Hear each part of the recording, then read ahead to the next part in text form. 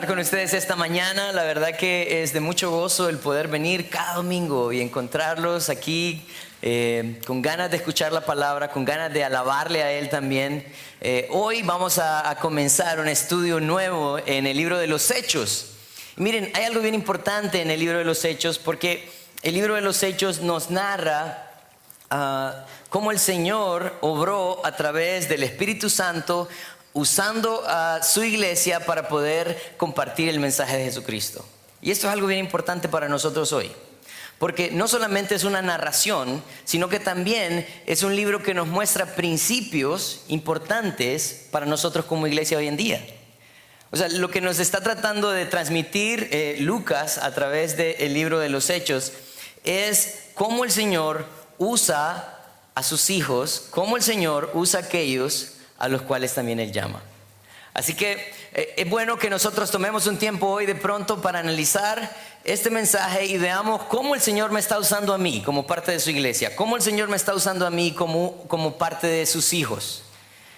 ¿Qué me ha dado el Señor a mí para poder yo hacer esta labor de ser un testigo a las naciones? Así que vamos a tomar un tiempo para orar y vamos a empezar el estudio del libro de Hechos. Y el deseo de mi corazón verdaderamente es que el Señor pueda usar este mensaje para animarnos a salir de las comodidades y empezar a actuar como un hijo de Dios, y para poder entonces hacer lo que el Señor espera que su iglesia haga. Vamos a tener un momento de oración. Inclinen su rostro, vamos a orar. Padre, queremos darte gracias por la oportunidad que tenemos esta mañana de estar juntos. Gracias, Señor, por tu palabra, porque nos recuerda la importancia que hay en hacer la obra a cual tú nos llamaste. Pero, Padre, sabemos que no nos llamaste a esta obra con las manos vacías, sino que nos diste las herramientas necesarias para poder, Señor, llevar a cabo tu obra. Ayúdanos esta mañana a poder ver el libro de los Hechos y poder, Señor, reconocer la importancia que tenemos como iglesia de ser llenos de tu Espíritu y, Señor, obrar con ese poder que tú nos has dado también. En tu nombre santo oramos. Amén. Vamos entonces al libro de los Hechos. Vamos al capítulo 1 y vamos a estar en los primeros 11 versículos del libro de Hechos, y he titulado la enseñanza de esta mañana: las herramientas de un buen testigo. Y es que miren, la palabra testigo es una palabra que también se puede traducir como alguien que está dispuesto a sacrificarse. Porque cuando sucede algo y lo llaman a usted a ser testigo, usted está dispuesto a ir a dar un testimonio de lo que vio, ¿verdad? Y eso fue lo que el Señor hizo a través de los apóstoles. Ellos estaban dispuestos a testificar lo que Jesús había hecho, no importando el costo. Yo creo que ese es el deseo del Señor para nosotros también como iglesia, que estemos dispuestos a dar testimonio de lo que Cristo ha hecho en nosotros, no importando el costo. Así que empieza Lucas en el versículo 1 del capítulo 1, dice: en el primer tratado, oh Teófilo, hablé acerca de las cosas que Jesús comenzó a hacer y enseñar hasta el día que fue recibido arriba, después de haber dado mandamientos por el Espíritu Santo a los apóstoles que le había escogido. Y miren, parece que este es el segundo tomo entonces de la carta de Lucas a Teófilo. La carta de Lucas, la primera carta de Lucas es el Evangelio de Lucas. Y si usted va conmigo a Lucas capítulo 1, él se refiere a Teófilo. Teófilo creemos que es un gentil, pero no solamente creemos que era cualquier gentil, sino que algunas personas que son muy estudiosas de la Biblia, no como yo solo aprendo de ellos, ellos creen que era alguien muy importante en el Imperio Romano. Porque la manera que él se expresa, dice, porque versículo 1 de Lucas 1 dice: puesto que ya muchos han tratado de poner en orden la historia de las cosas que entre nosotros han sido ciertísimas, tal como nos lo enseñaron, los que desde el principio lo vieron con sus ojos y fueron ministros de la palabra, me ha parecido también a mí, después de haber investigado con diligencia todas las cosas desde su origen, escribírtelas por orden, oh excelentísimo Teófilo. Miren, la palabra excelentísimo Teófilo, esta expresión era dada a personas que eran de suma importancia en el momento. Yo no sé cuál era la relación que tenía Lucas con Teófilo, pero parece que Teófilo era alguien al cual él había empezado a hablar acerca de Jesucristo. Y es que miren, el mensaje de Jesucristo es hablar de una persona.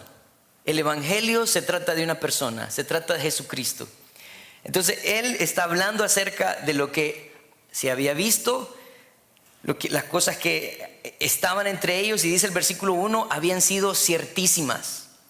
Así que él había puesto diligencia en investigar todas estas cosas y escribirlas a quien posiblemente era su discípulo, Teófilo. Algunos creen que la razón por la cual hay dos tomos, tomo 1 y tomo 2, Lucas y Hechos, es porque dicen que la longitud, recuerdan que antes no eran libros como los nuestros, ¿verdad? Entonces la longitud de los escritos tenían que tener entre 25 a 26 pies para poderse cargar de una manera, ¿verdad? No usar una carreta ni nada de eso. Entonces parece que él en su primera carta alcanzó el tamaño que era para un libro. Entonces empezó a escribir el segundo. Y él entonces empieza en el versículo 1 haciendo referencia al primer tratado. Pero es una sola historia. Yo quiero que tengan esto muy claro. Son dos tomos de una sola historia. En el versículo 1 y 2, él empieza narrando parte de las herramientas que el Señor había dado a sus discípulos. Él está diciendo en el primer tratado, Teófilo, hablé acerca de todas las cosas que Jesús comenzó a hacer y enseñar, hasta el día en que fue recibido arriba, después de haber dado mandamientos por el Espíritu Santo a los apóstoles que había escogido. Los apóstoles tenían una misión que hacer, pero él iba a dotar a los apóstoles de lo que ellos necesitaban. Y lo primero que Jesús se encargó en hacer a los discípulos fue enseñarles. Miren, la base, tome nota de esto. La base de un buen testigo de Jesucristo se encuentra en su enseñanza. En su enseñanza. El Señor tomó el tiempo de poder mostrar a sus discípulos lo que él iba a esperar de ellos a través de lo que él hizo y enseñó. O sea, el ejemplo nuestro para poder llevar a cabo el testimonio de Cristo, para poder llevar a cabo esta obra que él nos ha dado, se encuentra en ver el ejemplo de Jesucristo, lo que él hizo y lo que él enseñó. Hay mucha gente que me dice, Daniel, yo ya no voy a la iglesia. Bueno, ¿y eso por qué? No, es que en la iglesia hay muchos hipócritas. Yo le digo, es cierto, ¿verdad? Y de pronto usted y yo somos los primeros. Pero la verdad, nosotros venimos aquí a aprender acerca de Jesucristo. No venimos a aprender de un pastor, no venimos a aprender de otro hermano, venimos a aprender de Jesucristo. Y como cuerpo de Cristo venimos a animarnos entonces a poner nuestra mirada en Cristo. ¿Por qué? Porque eso era el deseo de él desde el principio. Él quería enseñar a sus discípulos el mensaje que él había traído y el propósito. Jesús, cuando estuvo ante Pilato en Juan 18:37, me llama mucho la atención cómo él manejó esta plática con Pilato. Miren lo que le dice en Juan 18:37. Él está hablando ante Pilato y si quieren voy a leer un poquito más desde el 35. Dice, Pilato le respondió, ¿soy yo acaso judío? Tu nación y los principales sacerdotes te han entregado a mí. ¿Qué has hecho? Miren la respuesta de Jesús, versículo 36. Respondió Jesús, mi reino no es de este mundo. Si mi reino fuera de este mundo, fuera entregado, dice, si mi reino fuera de este mundo, mis servidores pelearían para que yo no fuera entregado a los judíos. Pero mi reino no es de aquí. Él le dijo entonces Pilato, luego, ¿eres tú rey? Respondió Jesús, tú lo dices, que yo soy rey. Yo para esto he nacido y para esto he venido al mundo, para dar testimonio a la verdad. Todo aquel que es de la verdad, oye mi voz. Él le dijo a Pilato, ¿sabes qué? yo he venido a dar testimonio de la verdad. Todo aquel que me oye es de la verdad. Todo aquel que me oye, dice, oye mi voz, es de la verdad. El Señor vino a dar testimonio. También Él habló en Juan 14:15. Él estaba diciendo, en Juan 14 Él decía, yo soy el camino, yo soy la verdad, yo soy la vida. Nadie viene al Padre si no es por mí. Así que el deseo del Señor era mostrar el camino al Padre. El deseo del Señor era en realidad llevarlos a Él a un pleno conocimiento de Dios y cómo llegar a Él. Entonces, Lucas está narrando en estos primeros 2 versículos de Hechos y le está diciendo que Él se había encargado de sus discípulos, en primer lugar, enseñándoles. Vamos a ver, versículo 2 de Hechos. No solamente eso, no solamente era la enseñanza de lo que Él hizo, sino también era una vida que reflejaba lo que Él enseñaba, que eso es muy importante para nosotros. Vamos a ver, se me perdió Hechos. Ok. Versículo 2 dice, hasta el día en que fue recibido arriba, después de haber dado mandamientos por el Espíritu Santo a los apóstoles que había escogido. O sea que Él no solamente les enseñó y mostró, modeló esa enseñanza, sino que también les dio mandamientos. Mandamientos que ellos tenían que llevar a cabo. ¿Por qué?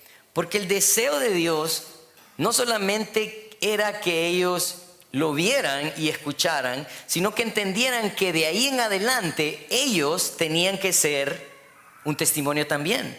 Miren lo que dice Juan 15. Juan 15:27. Jesús está hablando a sus discípulos acerca de la obra del Espíritu Santo, pero también de la responsabilidad que ellos tienen. Juan 15:27 dice, y vosotros daréis testimonios también, porque habéis estado conmigo desde el principio. O sea, Él lo que quería es que ellos replicaran las enseñanzas de Cristo. Así que la primera herramienta que el Señor da para nosotros, para que podamos llegar a ser testigos fieles y fidedignos, es su enseñanza. La pregunta que usted tiene que hacer entonces, ¿estoy yo siguiendo los mandamientos del Señor? Para eso nosotros dedicamos tiempo a la palabra de Dios. Para eso nosotros necesitamos sumergirnos en su palabra. El Señor dijo, si me amáis, guardad mis mandamientos. Una muestra de amor a Él era la obediencia. Pero mi pueblo perece por falta de conocimiento. A nosotros nos va mal, tomamos malas decisiones porque tenemos poco conocimiento. Andamos googleando los versículos, ¿verdad? Andamos googleando los versículos. Hablaba con una pareja este fin de semana y me decían, bueno, tengo que aprender dónde están las cosas. Sí, es bien importante. Porque aquellos que aprenden a testificar del Señor saben perfectamente dónde y en qué manera el Señor usó también cada enseñanza. El peligro muchas veces es que nosotros escuchamos ciertas cosas y no sabemos si en realidad son lo que dicen ser. Por ejemplo, si ustedes recuerdan cuando Jesús fue llevado al desierto para ser tentado por Satanás, ¿qué fue lo que usó Jesús para defenderse? La palabra.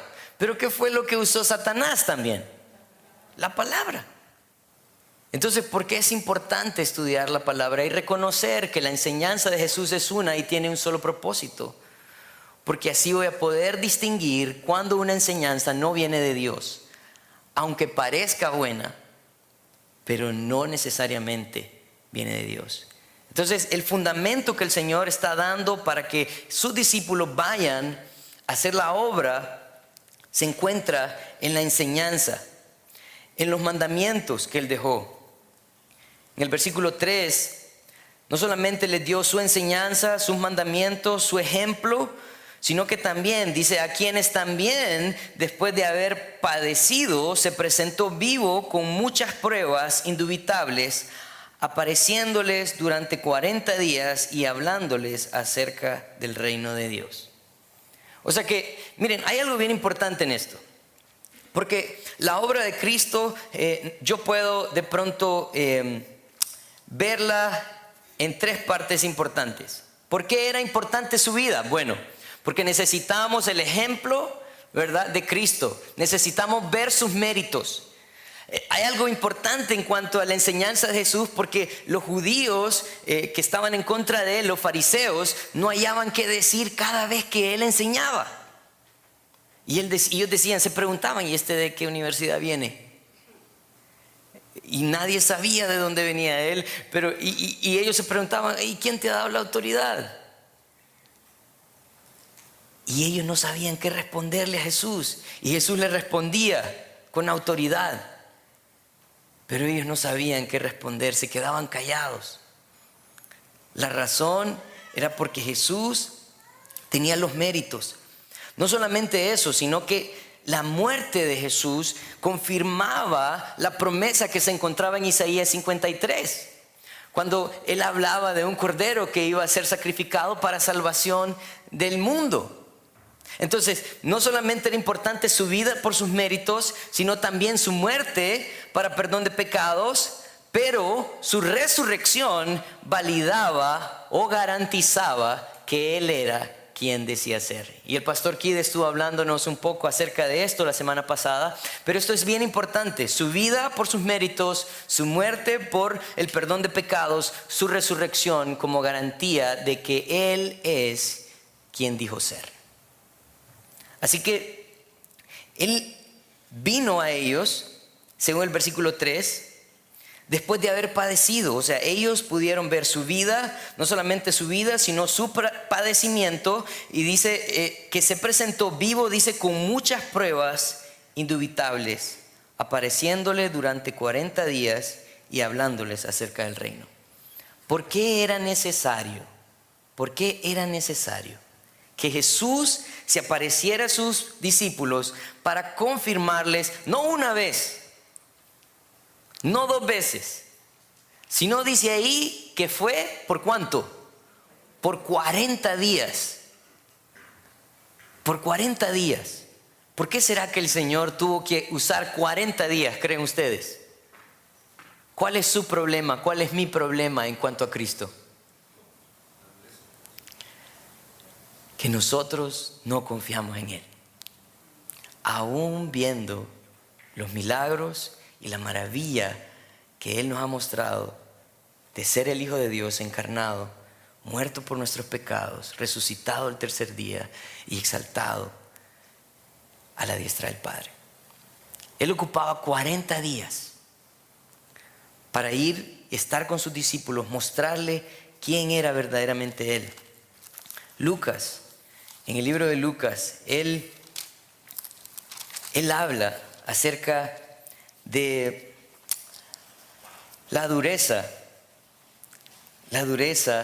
de sus discípulos. Él les había anunciado que iba a resucitar al tercer día.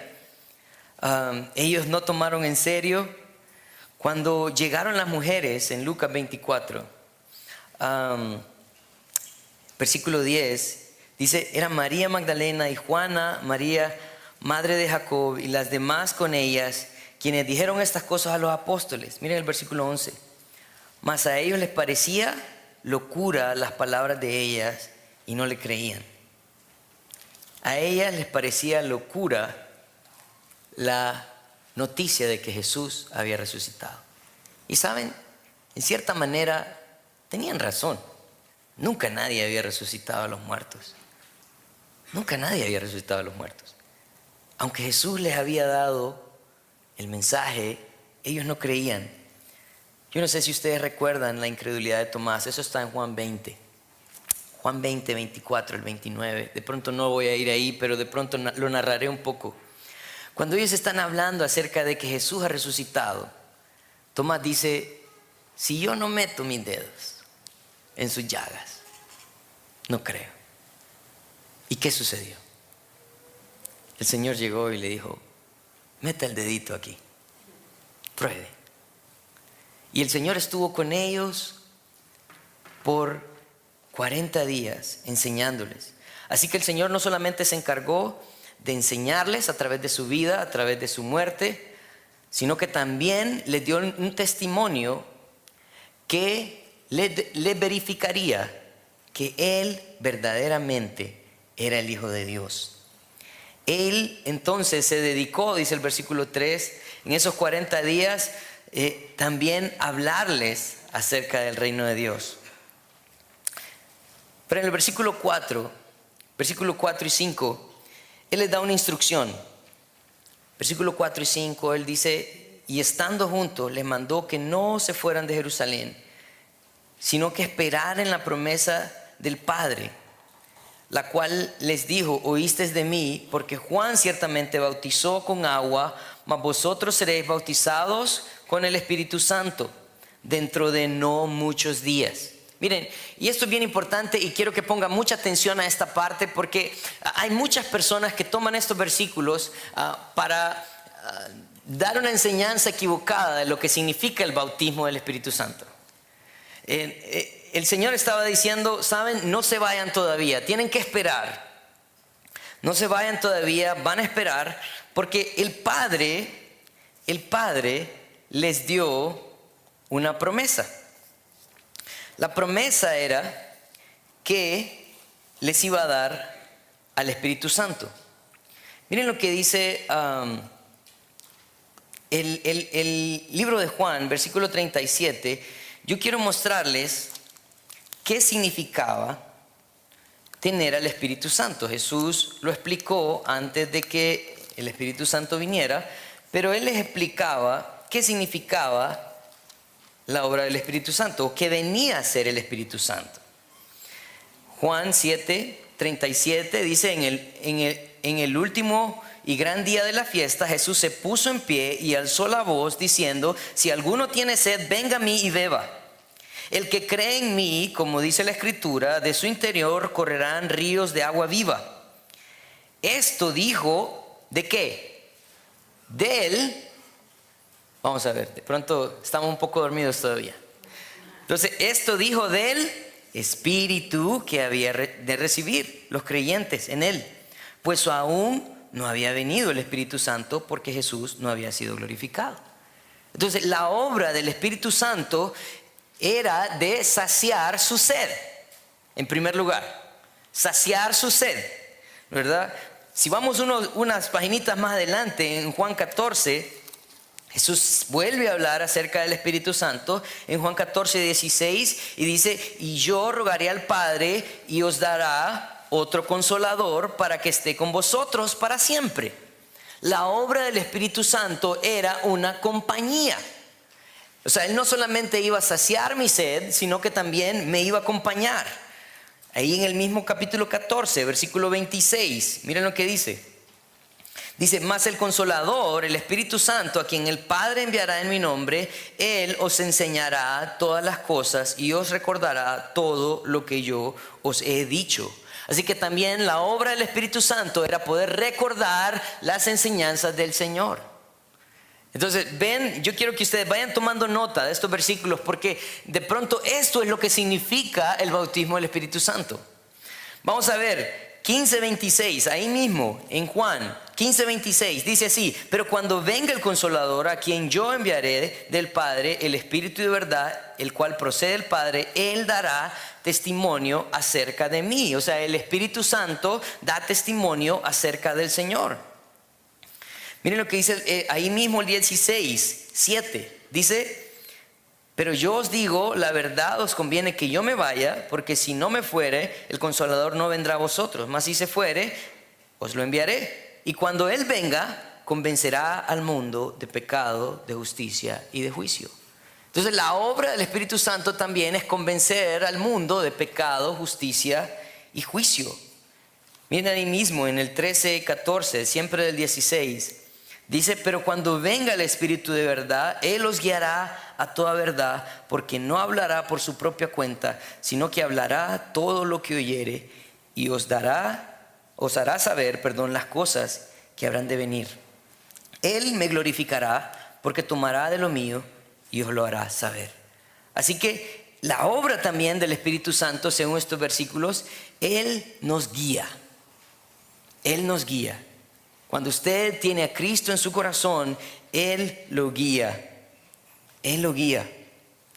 No solamente eso, sino que nosotros vemos en 1 Corintios 12:13. Entonces la pregunta, es ¿quiénes son los que reciben este Espíritu Santo? En 1 Corintios 12, versículo 13, Pablo está hablando acerca de los dones espirituales y él dice, porque por un solo espíritu fuimos todos bautizados en un cuerpo, sean judíos, griegos, sean esclavos, libres, y todos se nos dio a beber del mismo espíritu. O sea, la obra del Espíritu Santo llega a mí cuando yo confío en Cristo. Y Él empieza a actuar, empieza a hacer todas estas cosas de las cuales nosotros hemos estudiado en los versículos anteriores. Esto fue una promesa del Señor. Cuando nosotros tenemos y recibimos a Cristo, según 1 Corintios 6, nos convertimos entonces en templo del Espíritu Santo, morada del Espíritu Santo. O sea, el Espíritu Santo era una promesa para ellos, porque lo necesitaban, porque Cristo se iba a ir, ya no lo iban a tener con Él, y ahora necesitaban al Espíritu Santo para que hiciera esta función también, de guiarlos, de acompañarlos, de convencerlos, de ayudarlos. Así que ellos necesitaban el poder del Espíritu Santo para hacer la obra que el Señor les había encomendado. Así que se trataba de la enseñanza, se trataba de un testimonio valedero, pero también se trataba del poder correcto del Espíritu Santo. Esta fue la promesa que Dios dio a sus discípulos. Miren, y hay algo bien importante, porque si volvemos a Hechos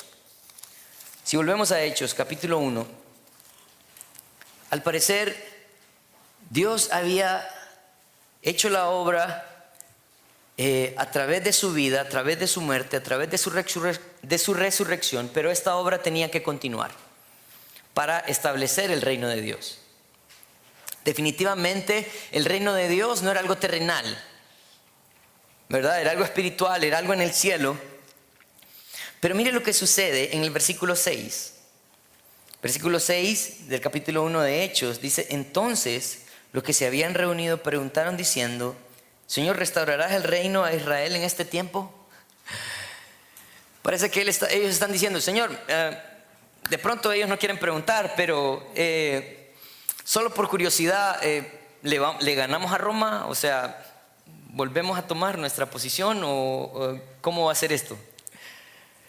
Ellos no habían entendido, parece, que esto era algo espiritual, que era mucho más valioso que lo terrenal, que en realidad la obra del Señor tenía que llevarse a cabo durante la tierra, porque Él tenía una promesa mucho más allá de lo que sus ojos podían ver. Pero miren lo que dice el versículo 7. Y Él les dijo: no os toca a vosotros saber los tiempos o las sazones que el Padre puso en su sola potestad. Pero recibiréis poder cuando haya venido sobre vosotros el Espíritu Santo, y me seréis testigos en Jerusalén, en Judea, en toda Judea, en Samaria y hasta lo último de la tierra. En el versículo 7 les dijo: ¿saben qué? No saquen cuentas. Mejor no saquen cuentas, ¿verdad? Él les dijo: no les toca a ustedes saber los tiempos ni los eventos, ¿verdad? Esa es la idea de sazones. Ustedes tienen un trabajo que hacer. Y es que esto es tan peligroso para nosotros. Como iglesia, a veces nosotros nos desenfocamos de la obra que Dios nos ha mandado a hacer porque estamos sacando cuentas cuando viene Él. Yo no sé si ustedes recuerdan, pero en el año 2000 todo el mundo decía que el mundo se acababa. ¿Se acuerdan de eso? Entonces la gente venía y sacaba préstamos o compraba un carro nuevo, decía: de todos modos el mundo se va a acabar, ¿verdad? Y de pronto, el 1 de enero del 2000, todo el mundo estaba como: ¿y ahora cómo hago? Porque muchas veces, yo no sé si ustedes han visto las noticias y les ha llamado la atención esto, pero este es un evento que muchas personas han calculado. Y si usted usa Google y lo googlea, usted se va a dar cuenta que han habido muchas personas que en diferentes fechas ellos han declarado que es la venida del Señor, y mucha gente vende sus propiedades, vende sus cosas y dice, bueno, ¿para qué? De todos modos voy a disfrutar si la venida del Señor ya está cerca. Yo quiero preguntarles, ¿por qué será que el Señor no nos dijo cuándo iba a venir? ¿Qué creen ustedes? Yo les voy a dar mi opinión acerca de eso. Yo creo que el Señor no nos dijo cuándo iba a venir para que nosotros estuviéramos enfocados en lo que tenemos que hacer. Cuando usted no sabe a qué hora va a venir Él, usted solo se preocupa de que lo encuentre haciendo la obra que lo dejó haciendo. Cuando nosotros nos enfocamos en saber a qué horas y cuándo, de pronto decimos, como cuando nosotros nos dejaban en la casa y nos daban en la refri una lista de tareas, ¿verdad? Y nosotros decíamos, a las 5 viene mi mamá, tengo chance todavía, otros 10 minutos de Nintendo, ¿verdad? Otra potrita. No, de pronto el Señor no nos dio las fechas, los tiempos, porque Él quiere que nosotros seamos hallados diligentes. Miren lo que dice Deuteronomios 29:29. Deuteronomios 29:29. Miren lo que dice. Dice, las cosas secretas pertenecen a Jehová nuestro Dios, mas las reveladas no son para nosotros y para nuestros hijos, para que siempre, dice, para que cumplamos todas las palabras de esta ley.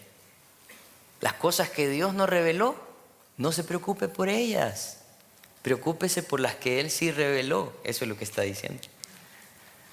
El Señor está interesado en que usted ponga acción a aquellas cosas que Él ha revelado, no aquellas cosas que Él no ha revelado. No pierda el tiempo. Enfóquese. El Señor viene pronto. No solamente Él trató de enfocarlos, ¿verdad?, en que tenían que hacer una labor, sino que les encomendó el orden de la labor. En el versículo 8 Él dice, pero recibiréis poder cuando haya venido sobre vosotros el Espíritu Santo. Dice, y me seréis testigos en Jerusalén, en toda Judea, en Samaria y hasta lo último de la tierra.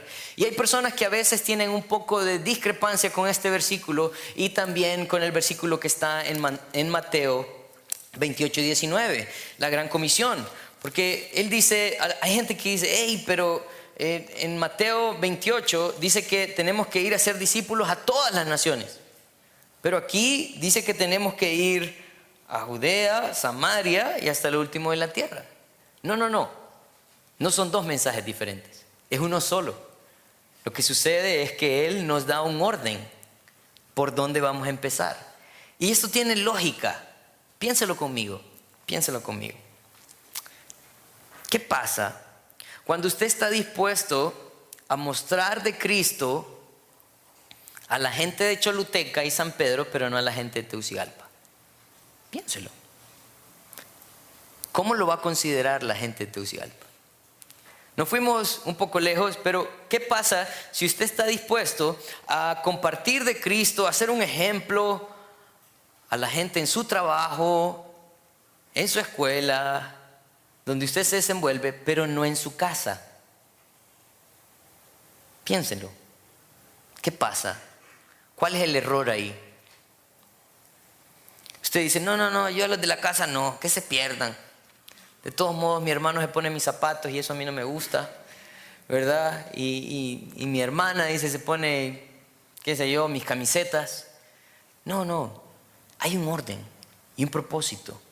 O sea, Él estaba diciendo, saben, ustedes no se tienen que preocupar por eventos futuros, preocúpense por lo que yo les acabo de dar, pero la manera en cómo ustedes lo van a hacer es que primero van a empezar en su casa, en Jerusalén. Ahí van a empezar, en su propia casa. Ahí tengo que empezar a hacer testimonio. Las personas que me dicen, Daniel, yo me quiero ir de misionero al África. Ok, pero ¿qué estás haciendo aquí? No, ahorita nada, pero en la África, allá voy a ser un misionero. Quiere decir que de pronto no estoy dispuesto a sacrificar si el Señor me llama a un lugar. El Señor quiere probar mi fidelidad de a poco primero. Entonces, era Jerusalén, su casa, Judea, los alrededores, Samaria, los siguientes pueblos y hasta lo último de la tierra. Ese era el orden que el Señor había estipulado. Pero, ¿qué era lo que ellos iban a usar para eso? Dice el versículo 8, recibiréis poder cuando haya venido sobre vosotros el Espíritu Santo. Para esto sirve el Espíritu Santo. Para poder testificar de la palabra de Dios. Pablo, cuando estaba hablando a Timoteo, si quieren ir conmigo, a 2 de Timoteo, capítulo 1, versículos 7 y 8, Pablo está hablando a Timoteo y él está diciendo estas mismas palabras. 2 de Timoteo, capítulo 1, versículos 7 y 8. Miren, y también yo quiero que ustedes subrayen este versículo porque para muchas personas este es un versículo polémico, ¿verdad? Porque dice, hey, no, Dios me ha dado un espíritu, hermano. Miren, dice, porque no nos ha dado Dios espíritu de cobardía, sino de poder, amor y dominio propio. Y aquí es donde está el error muchas veces. Porque solo nos quedamos con este versículo y entonces salimos empoderados, ¿verdad? Decimos, no, yo soy un empoderado. Pero ¿para qué me da el poder el Señor? Mira el versículo siguiente. Por tanto, no te avergüences de dar testimonio de nuestro Señor, ni de mí, preso suyo, sino participa de las aflicciones por el Evangelio según el poder de Dios. Así que el poder del Espíritu Santo es para que yo pueda testificar de su palabra y para que yo pueda estar dispuesto también a sufrir por la causa de Cristo. Así que esta es la obra del Espíritu Santo. Y si yo sé que Él está conmigo, que Él me va a guiar, que Él me va a dar las palabras porque me va a recordar sus enseñanzas, que Él en realidad va a saciar mi necesidad, yo voy a tener todo lo que necesito para hacer la obra del Señor. ¿Hasta dónde quiere Dios que lleguemos con su mensaje? Hasta lo último de la tierra. ¿Qué me ha dado el Señor para que yo pueda cumplir su obra, su enseñanza, su testimonio, su espíritu? Y me ha dado también un enfoque correcto de dónde y cómo debo hacerlo. Miren, el reino del Señor se va a hacer una persona a la vez. A veces nosotros comemos ansias, ¿verdad? Y queremos que 100 personas conozcan a Cristo. Enfóquese una persona a la vez. Una persona a la vez. El Señor quiere que nosotros entendamos que tenemos que empezar en nuestra casa y de ahí al resto del mundo. Vamos a volver entonces a Hechos. Hechos, versículo 9, dice, y habiendo dicho estas cosas, viéndolo ellos, fue alzado y le recibió una nube que le ocultó de sus ojos. Y estando ellos con los ojos puestos en el cielo, entre tanto que él se iba, he aquí se pusieron junto a ellos 2 varones con vestiduras blancas, las cuales también le dijeron, varones Galileos, ¿por qué estáis mirando al cielo? Este mismo Jesús que ha sido tomado de entre vosotros al cielo, así vendrá como le habéis visto ir al cielo. Entonces, no solamente tenían la enseñanza, no solamente tenían el testimonio, el poder, el enfoque, sino que también tenían una esperanza, o si lo quiere decir de otra manera, la motivación correcta. ¿Por qué? Porque cuando Jesús asciende, dice que lo cubre una nube de sus ojos, ya no lo ven y quedan viendo arriba, al cielo. Y de pronto aparecen 2 ángeles. Y les dice, hey, muchachos, ¿qué hacen? ¿Para qué quedan viendo para arriba? No, hombre, ya saben lo que tienen que hacer. Así como lo vieron que se fue, así Él va a venir un día. Así que nosotros tenemos una motivación importante o una esperanza. Sabemos que Él va a volver. Él va a volver. Miren lo que Jesús dijo también en Mateo 24. Mateo 24, 30 al 31. Mateo 24, 30 al 31. Dice así. Dice: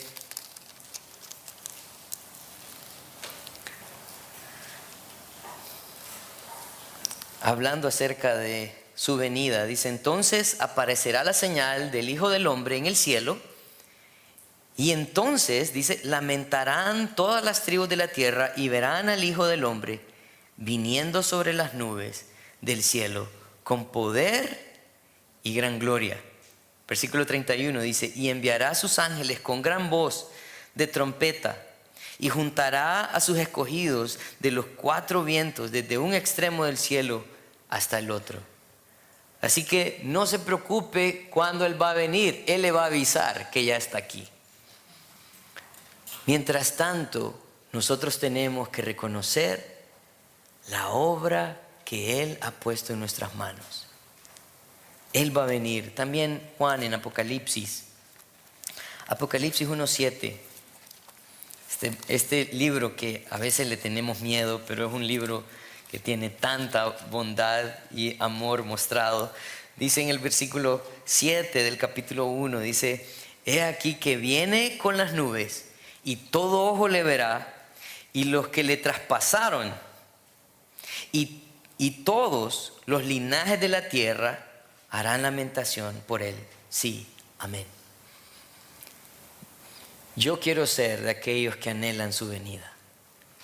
Yo quiero ser de aquellos que recuerdan ese sacrificio de Cristo para salvación, que anuncian esta muerte, esta resurrección, esta esperanza hasta el día que Él venga. Yo quiero concluir con un par de cosas importantes. Los recursos o herramientas que el Señor nos da para hacer su obra siempre vendrán de su ejemplo, su obra, su esperanza, de su enseñanza, su espíritu. Siempre van a venir de ahí. Así que ¿dónde tiene que enfocarse usted? En Cristo, en su palabra, en su obra. El Espíritu Santo nos va a guiar. El deseo de Dios para sus hijos sigue siendo el mismo desde el principio: ser testimonio de un Dios verdadero al mundo. Esa es la obra por la cual nosotros hemos sido llamados. Ese es el deseo que tenemos nosotros al hacer iglesia cada domingo. Ese es el deseo nuestro al llamarlo durante la semana, saber cómo está, saber si podemos conocerle y en qué podemos ayudarle y animarle en esta labor que el Señor nos ha dado. También Jesús va a volver por su iglesia. La pregunta de esta mañana es: ¿cómo está esperando al Rey? ¿Cómo está esperando al Rey? ¿Sabe? En la Biblia hay algunas parábolas, ¿no?, de cómo el Señor dejó encargado su trabajo y cómo Él no les dijo a sus consiervos cuándo iba a volver, pero Él al final venía a pedir cuentas por lo que les había dado. Yo espero que Él me encuentre a mí como un siervo fiel. Yo espero que nos encuentre a nosotros como iglesia, como siervos fieles. Que nosotros administramos todo lo que Él nos dio para honra y gloria de su nombre. Que yo pueda llegar en el último día y mostrar mis gavillas, mostrar el fruto de lo que Él me ha dado. Iglesia, tenemos una responsabilidad. Esa responsabilidad empieza en casa. Esa responsabilidad empieza desde que Él ha venido a morar en mí. Así que el Señor sea con nosotros, cumpliendo entonces esta misión que Él nos ha dado. Vamos a orar. Padre, queremos darte gracias por tu palabra. Gracias, Señor, porque nos muestras con verdad. Nos muestras, Señor, con amor también todo lo bueno que hemos recibido de ti. Y el propósito, Señor, también de haberlo recibido. Queremos ser una iglesia fiel, una iglesia que sea hallada no solamente estudiando tu palabra, sino llevándola a cabo, Señor. no preocupada por aquellas cosas que no revelaste, sino ansiosa de poder cumplir aquellas cosas que tú nos has revelado. Y el mandato, Señor, era ir, era ser testimonio, empezar en nuestra casa, en los pueblos vecinos y hasta los confines de la tierra. Que seamos hallados fieles, Padre. Gracias. En tu nombre santo oramos. Amén.